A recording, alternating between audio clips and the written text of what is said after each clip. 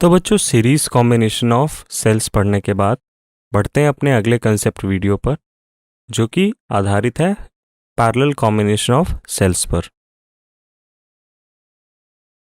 Again parallel combination, जिस तरीके से हमने रेजिस्टेंसेस को पैरेलल में कनेक्ट किया उसी तरीके से हम सेल्स को भी पैरेलल में कनेक्ट करेंगे। यानी एक सेल के पॉजिटिव साइड्स को हम एक पॉइंट से कनेक्ट करेंगे, उसी तरीके से उनके दोनों नेगेटिव प्लेट्स को या लोअर पोटेंशियल वाले प्लेट्स को हम एक पॉइंट से कनेक्ट करेंगे, जैसा कि आपकी स्क्रीन पर दर्शाए गए डायग्राम में बताया गया है। यहाँ पर सेल E1 और सेल E2 पैरेलल कॉम्बिनेशन में कनेक्टेड हैं।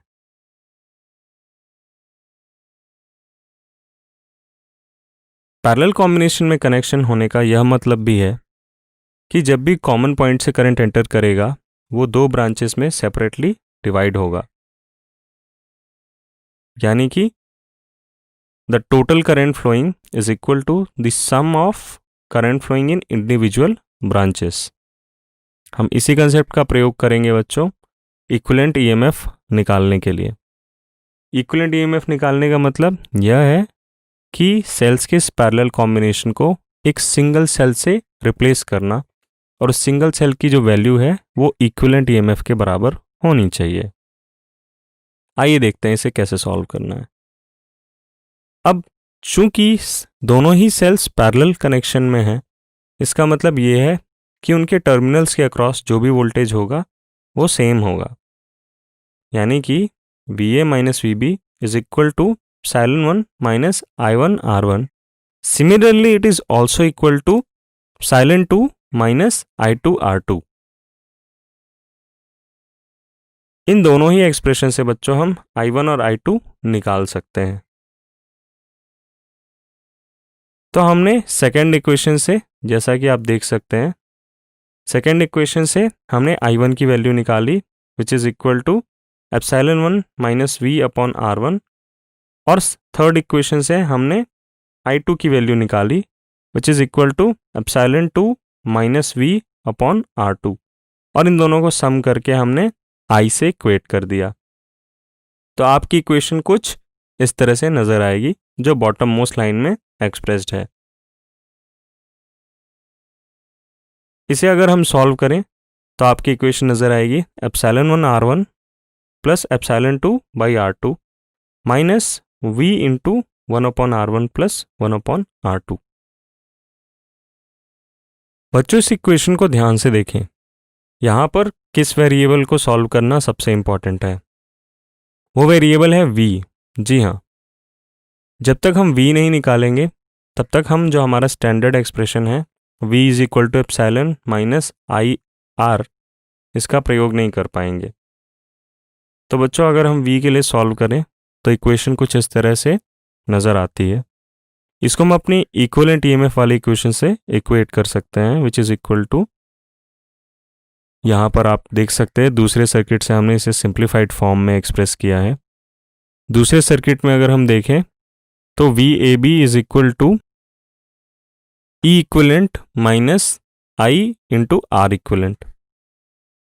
तो अगर हम दोनों ही इक्वेशंस को इक्वेट करें तो हमें अपने इक्विवेलेंट ईएमएफ का फॉर्मूला मिल जाता है which is equal to epsilon 1 R2 plus epsilon 2 R1 divided by R1 plus R2। Similarly हमें इस पैरेलल कॉम्बिनेशन से जो हमें इक्विवेलेंट सेल मिला है उसका इंटरनल रेजिस्टेंस, उसे हम इक्विवेलेंट इंटरनल रेजिस्टेंस भी बोलते हैं, that is equal to R1 R2 upon R1 plus R2। तो ये रहे इक्विवेलेंट ईएमएफ और इक्विवेलेंट इंटरनल रेजिस्टेंस के फॉर्मूले आपकी स्क्रीन पर। बच्चों इन्हें अगर हम थोड़ा और सिंप्लीफाई करें तो हम इन्हें कुछ इस फॉर्म में एक्सप्रेस कर सकते हैं। मैंने E इक्विवेलेंट को R इक्विवेलेंट से डिवाइड कर दिया, तो मेरी इक्वेशन कुछ इस तरह से नज़र आएगी epsilon 1 by R1 plus epsilon 2 by R2। अब ये बच्चों इस फॉर्म में हम क्या कर सकते हैं, इसे जनरलाइज कर सकते हैं। यानी अगर ये जो फॉर्मूला निकला है सिर्फ दो सेल्स के लिए निकला है, और उसी तरह से 1 upon R equivalent is equal to 1 upon R1 plus 1 upon R2, बच्चों ध्यान रहे, ये जो फॉर्मूला है ये पैरेलल कॉम्बिनेशन वाला ही है। अगर आप याद करने में सक्षम हैं तो आप याद करिए, पैरेलल कॉम्बिनेशन में भी यही होता है कि 1/R equivalent is equal to sum of their reciprocal resistances. अब अगर मैं n सेल्स को पैरेलल में कनेक्ट कर दूं तो हम अपने पिछले फॉर्मूले को ही जनरलाइज करेंगे n सेल्स के कॉम्बिनेशन के लिए। तो ये आपका फॉर्मूला हो जाएगा ε1 by R1 plus ε2 by R2 plus ε3 and so on. उसी तरीके से आपका इक्विवेलेंट इंटरनल रेजिस्टेंस का भी फॉर्मूला हो जाएगा। आप चाहें तो इसे इस मैथमेटिकल फॉर्म में भी एक्सप्रेस कर सकते हैं, बट ठीक है, आपकी इच्छा है। अगर आपको ये कॉम्प्लेक्स लग रहा है तो आप ऊपर के दोनों फॉर्मूले ही याद रखें बस। तो बच्चों, पैरेलल कॉम्बिनेशन ऑफ सेल्स में जो कंसेप्ट हमने सीखे उनको टेस्ट करने का समय आ गया है। In the circuit shown in the figure, E1 is equal to 3 volt, E2 is equal to 2 volt, E3 is equal to 1 volt, and R is equal to R1 is equal to R2 is equal to R3 is equal to 1 ohm. Find the potential difference between the points A and B and the currents through each branch.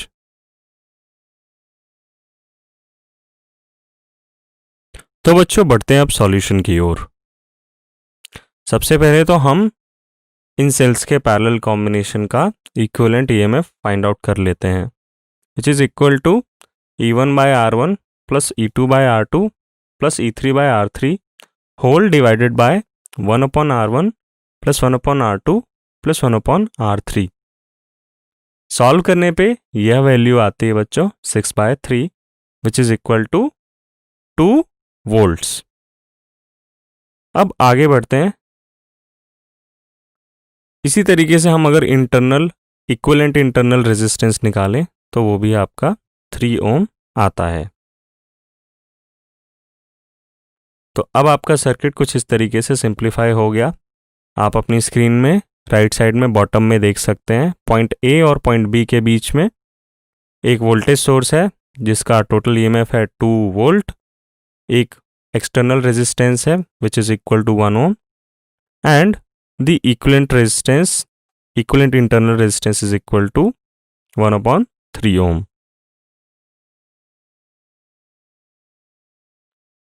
अब अगर सवाल में देखें तो आपसे सवाल में पूछा है find the potential difference between points A and B and the currents through each branch. मतलब क्वेश्चन लेंदी हो गया है, आपको VAB भी फाइंड करना है और हर एक ब्रांच में कितना करंट जा रहा है वो भी फाइंड आउट करना है। बट कोई बात नहीं, अब ये क्वेश्चन आसान ही है क्योंकि अब हमने किरचॉफ वोल्टेज लॉ लगाना सीख लिया है।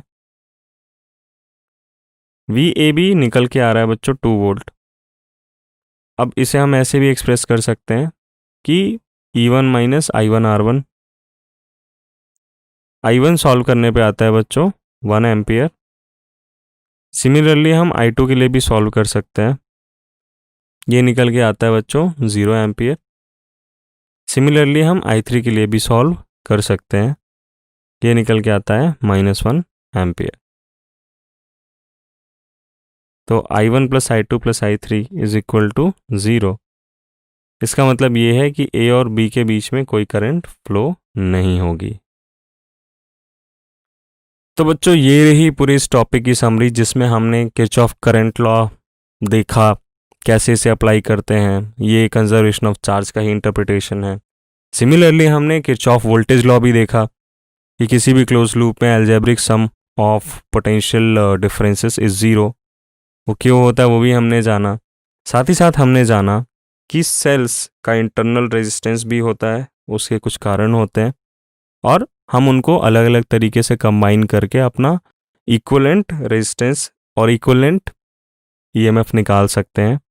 जैसी जहाँ पे हमें ज़रूरत पड़ेगी हम वैसे वहाँ पे series parallel combination of cell भी यूज़ कर सकते हैं। तो बच्चों ये रही आपकी इस टॉपिक की समरी। आगे हम पढ़ेंगे कि हमारे इन कंसेप्ट्स पर बेस्ड कौन कौन से इलेक्ट्रिकल डिवाइसेस हैं जो मेजरली हमें यूज़ में आते हैं। तो बच्चों आज के लिए धन्यवाद। अब आप ये सारे रेफरेंस क्वेश्चंस कर सकते हैं जो आपकी स्क्रीन पर दिए हुए हैं।